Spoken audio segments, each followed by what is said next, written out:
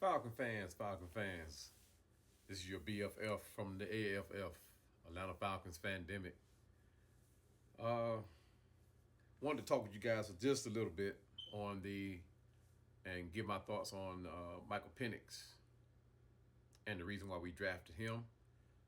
Not the reason why we drafted him, but my thoughts on us drafting him. Okay, I know, like a lot of us didn't think we were going to pick Michael Penix to be our successor, or maybe we did think he was going to be our successor, but not necessarily at that number one pick. Uh, I think most of the draft boards that I saw you guys share uh, did not have Michael Penix at number one. I don't. As a matter of fact, I don't think anybody had him at number one. If you did, I probably have missed that, and I stand corrected. However, I'm pretty sure everybody, and if you ask 10 out of 10 people who did draft boards, who we're going to pick number one, it was going to be that edge rusher, and we do.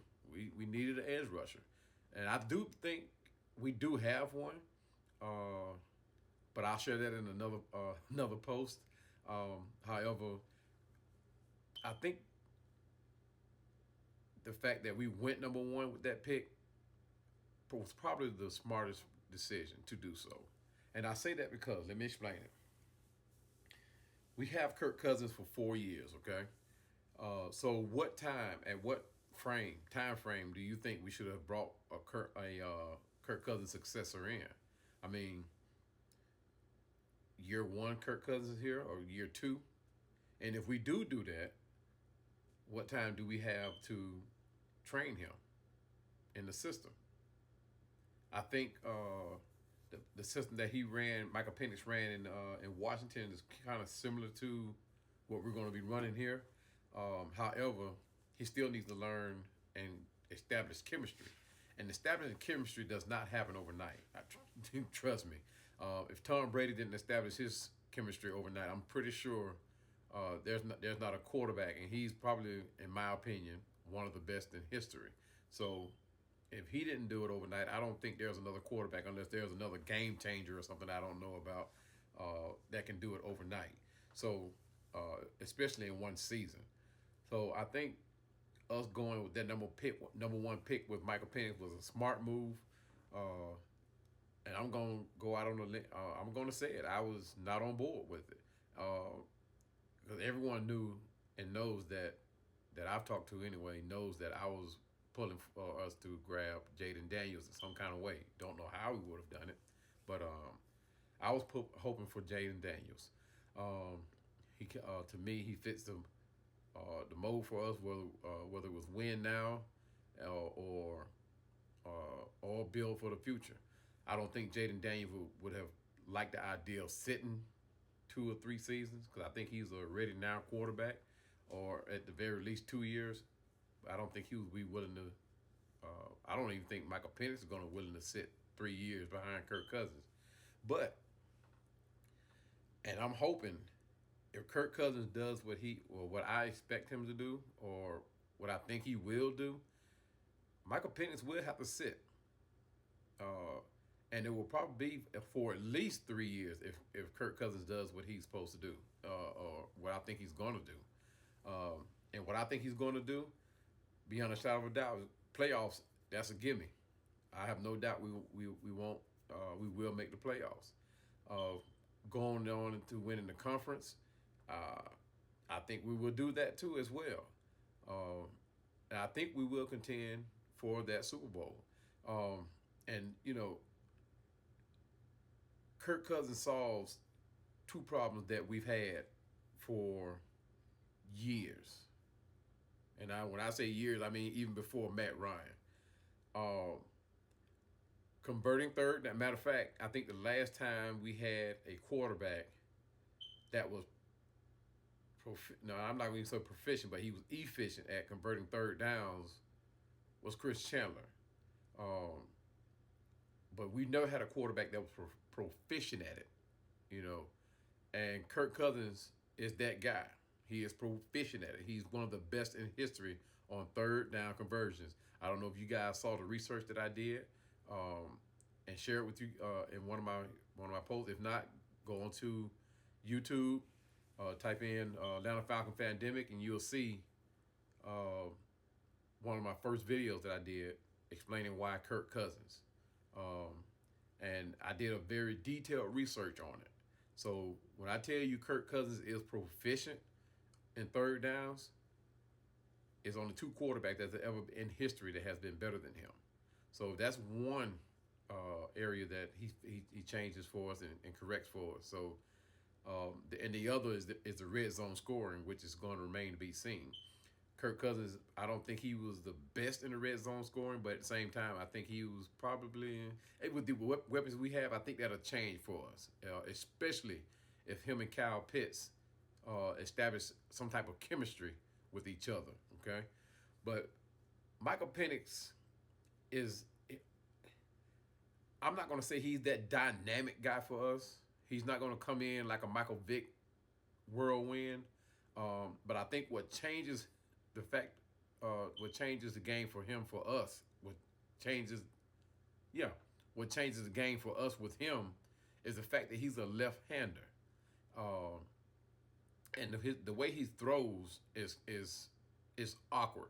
He's kind of semi-accurate, but at the same time, the way he throws, you don't know where he's going, because he throws with like this sidearm type motion as opposed to this over the shoulder type, motion. So I think he's going to be that type of a game changer for us.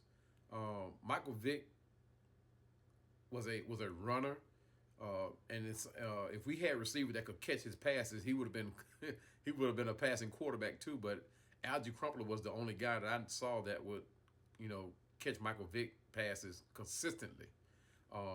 And Penix is this guy. He has a strong arm. I mean, a cannon of an arm.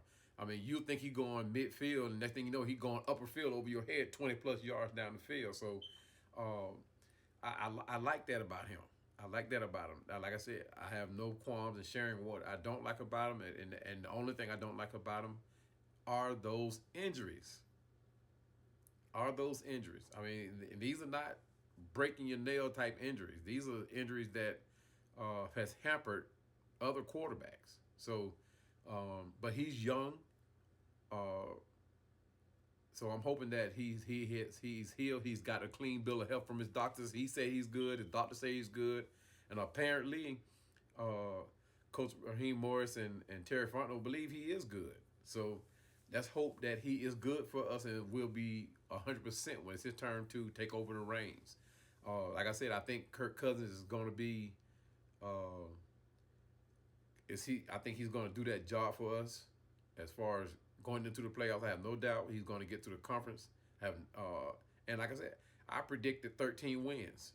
I know a lot of you have went with the 10-year, with the 10-win season. Guys, we got 7 wins with Desmond Ritter and Arthur Smith at the helm. Come on. So I have no doubt that, the schedule is a little tougher this year than last season. However, I'm not even going to discuss last season. So we do have a very experienced quarterback with some young guys with some speed that can, change the game for us. So whether we do it with Kirk Cousins or Michael Penix, he, a lot of people are comparing him to Vick. He is no Michael Vick, people. He is no Michael Vick. He can get on the run, but he is no Michael Vick. Not even close. Michael Vick is, I'm not gonna say he was generational, but at the same time, the way he ran, that's something you don't get in a quarterback. The way Michael Vick runs is more like he was. You might as well put him in shotgun all the time. Just let him run the play through his. If that made any sense. I don't know, but anyway, he was one in a million. You don't see many quarterbacks like the way Michael Vick was. And I don't think Michael Penix will get there. I don't think we want Michael Penix to be there. Michael Penix is a pocket passer, and the only thing that we will have to do is to protect him. We didn't do a whole lot of drafting of offensive linemen. Hopefully we'll find some in free agency that could, protect him. And I'm hoping that McGarry, his game has really changed. And the fact that him and Penix went to the same school, I'm hoping that he's saying, hey, I can't let my quarterback get hit. So let's hope he raises his level of play so that his teammate, his former teammate and now teammate, uh, don't get hit. I'm thinking he will. I hope he will. Uh, I think I read an article somewhere that he might be one of the ones that get axed out if money became an issue. I'm hoping not. Um, but I'm looking for a lot out of Michael Penix in the way he uses his line because he is a pocket passer, and I like the way the way he used the short field. He can throw the long ball. That's no doubt. But I like the way he used that short field. Tom Brady came in, and I know y'all keep, y'all tired of hearing me comparing Tom Brady to him, but Tom Brady is excellent at using that short field. So, and Penix did the same thing in Washington. Uh, you could say it was a lot of safe play, but at the same time, he made a lot of big plays as well too. And and he got mobile sometimes and found that short field receiver, that over the middle or tight end or that slot receiver. He did a lot of that to extend some plays.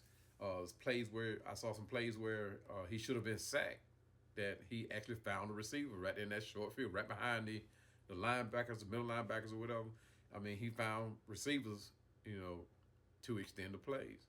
So that's what I like about him, and I'm hoping he pick up a few things from Kirk Cousins that keeps that third down conversion, you know, where it is, because I think it's going to drastically improve because it is Kirk Cousins, and I'm hoping Kirk Cousins bring that same energy here that he had, in Minnesota. Because just if he brings that alone will elevate the offense. Have no doubt. Uh, so, and he's very comfortable in this offense that we have that we're going to run. So, and Michael Penix kind of been introduced to it over in Washington. So, it may be just a little bit of bits and pieces here they need to get him comfortable with, and I think Michael Penix would do the job for us. I've read a lot of I watched a lot of posts, YouTube posts where other people are now recanting the decision on Atlanta drafting Michael Penix. There was a lot of hate going into it, and a lot of people would express disapproval, and then Atlanta, and I think they were actually. I'm not going to say they were jealous, but at the same time, I think they were kind of wishing we went with a Rattler, and I'm not going to talk about him, but anyway, I think they were hoping we would have went with a Rattler or a Bo Nix or something like that. I'm not saying that Bo Nix and Rattler won't be successful, but it's not successful for us. We need a Michael Penix, somebody that's going to come in, be willing to learn, willing to sit. Because most of these quarterbacks that got picked high in the draft, I don't think will be willing to sit. I think they're coming in ready to play year one, or maybe late in the year, or early second season. So, and Penix he already knows that he's going to sit for at least 2 years, barring anything drastic happening. So, just the fact that he's willing to sit behind Kirk Cousins and learn from Kirk Cousins is a bonus, is a plus. So, guys, I'm going to end this here, and you guys come in and let me know what you guys think. Did you approve of it? How did you feel on the draft? Not the draft itself, but the drafting of Michael Penix. Is he a yay or nay for us? So just let me know what you guys think, and comment. All right. Talk to you guys later. Out.